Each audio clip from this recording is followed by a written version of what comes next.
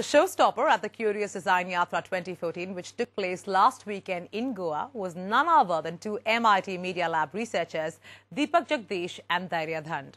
They revealed innovations and radical experiments that rocked people's imaginations. All of 26, these two Indian labs showcased what technology in the future would look like. I caught up with both these brilliant minds, and the conversation was not only an eye-opener, but their stories are truly an inspiration for both the young and the old. Take it away. Thank you so much for joining us, Deepak and Dhairya. This is truly exciting. MIT Research Lab, both of you just graduated, and I believe that the stuff that you all have done there is quite path-breaking from where we sit. So, first things first, if I could start with you, Deepak, and if you could talk about, the kind of innovations you've been working at the MIT Media Lab, really to enlighten me and, of course, also our viewers. Sure. One of the projects that I've personally worked on for the last couple of years is called Immersion, and it specifically deals with looking at your email inbox in a completely new way. Sure. Email was invented 40 years ago, and if you look at most of the clients that you use, they all look the same. It's a list-ordered, time-based representation. And we said that's weird because the most important component in emails are the people that you interact with. So Immersion sort of makes a very people-centric view of your inbox. Right. And it's a very visual and interactive form rather than just lines of text that you might just read in an email. We built Immersion as a tool for self-reflection to look back on your email life in the past and see how relationships have evolved. Some have sprung up, some have decayed. The different networks that you form over time. If you move to a city, you meet new people, you make new friends. If you're in school, sort of the dynamics of the network change. Companies have been specifically interested to monitor communication within their network. Coming to you, Dhairya, I believe that a lot of what you've actually innovated on has come from your personal experiences or tragedies or however you'd like to term them. So if you could throw some light on, a couple of very interesting innovations would be really enlightening. Yeah, sure. Once while walking back home in the night, I got robbed. And what I saw was this guy who's this muscular guy, and he was seemingly holding something in his pocket. I don't know if it was a gun or a knife, it was nothing. But it was just this imposition of his personality that scared me off, and I chickened out. Yeah. And that made me think about our bodies and how personalities and our perceptions affect other people. Yeah. And what if, just like software, where it is tweakable, where you can control things, where you can scale things, they're variables. What if your body could also change dynamically in perception? How would that be? Right. So I had ended up making these really thin synthetic muscles which go under your shirt. Right. No one really can see them when you're not when they're not active. But if you twist your muscles, they pump up and it looks as if you have a six-pack muscles. Right. Now that's a very humorous example of it. Right. But that extends to things like, I think like everyone else, I also like to drink, have a good time, and sometimes you don't really know how much you're drinking. And you end up in places you don't want to be at. Absolutely, we've all been there. Yeah, and I had a similar experience, a very bad one at that.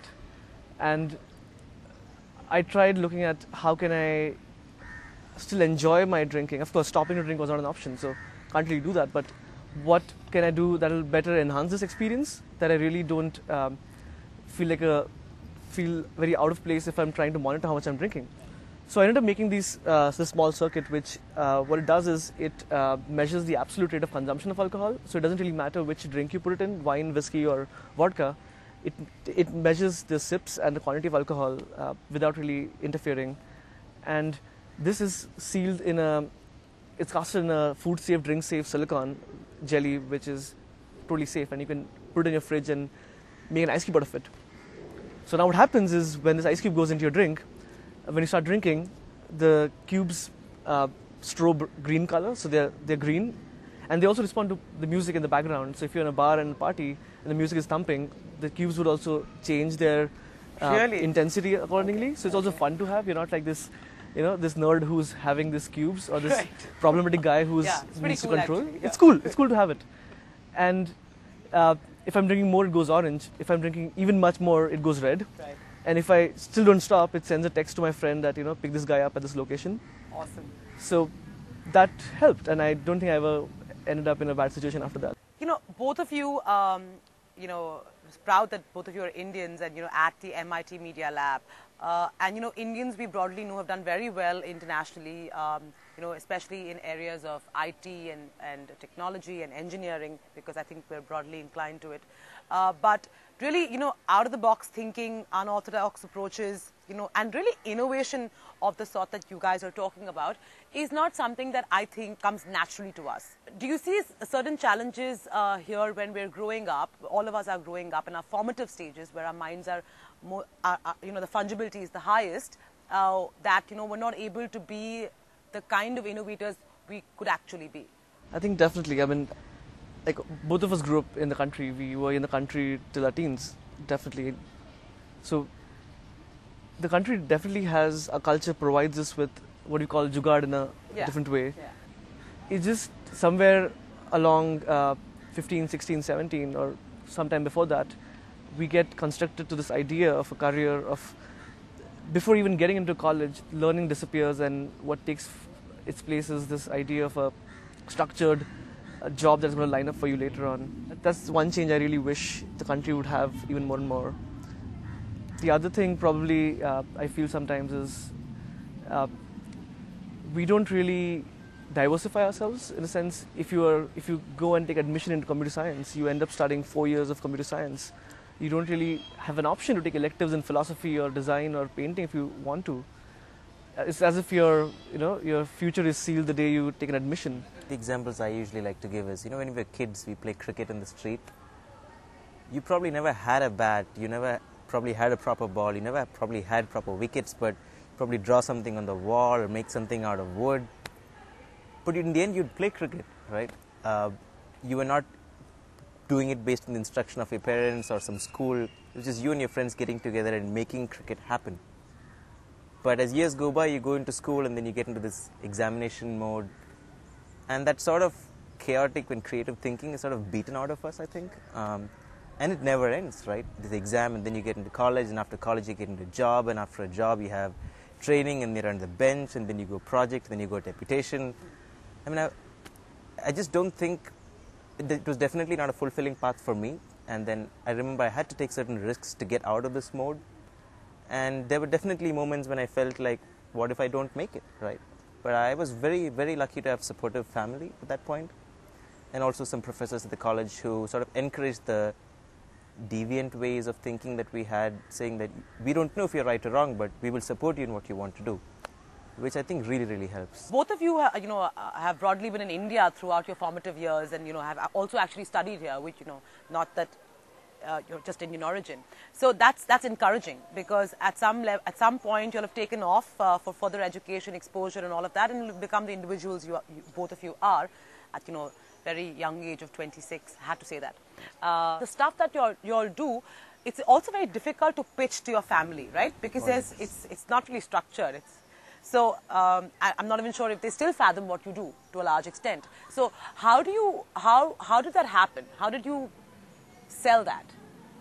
I remember there was a point of time when I was in school, my parents basically stopped asking me what was I studying. I think they sort of left me on my own, and it's been the same way till today. Some of my projects have become popular, and when other people say they've used it or it appears in media, then they ask me, so what is this about, right? And I try to explain it to them over phone or video chat, but it isn't until they actually see a presentation of the work that they really get, oh, so that's what it's about. And they're far more technically literate and knowledgeable nowadays than they were 5 years ago. So I find it much easier to have these conversations with them now than before. And I hope it keeps on improving. What's your story? So my dad is a plumber and a carpenter, and I was trained as a plumber and carpenter as well. So I used to go out with him as a kid and learn plumbing and carpentering, and I think even today I can probably fix a pipe or fix a toilet or something. So it was in a way fortunate that they didn't mind me doing computer science or something else, because as far as I promised I would come back and do plumbing or carpentry, it was all great. But I think towards the end I started explaining them that I do something physical, I make something, the objects. And that was something that my dad could really fathom, and he would appreciate the design or the exteriors of the things I made. And I now explain to him something on the lines of I'm doing plumbing with electricity. So, I mean, none of you all seem to have much, the stories don't seem to have much resistance with on the family side. Okay, that's pretty fortunate, because that might not be the case. And maybe there's something in there, you know. I think a lot of other friends of mine who have not taken the usual path have usually had family support. Really? Yeah. I also think that, you know, you either need family support or you need family indifference. I had the latter, which worked for me a lot. On that note, thank you so much, both of you. This has been truly very exciting, very interesting, and I'm sure that my viewers have enjoyed this conversation as much as I've enjoyed it. Thanks very much. Thank you.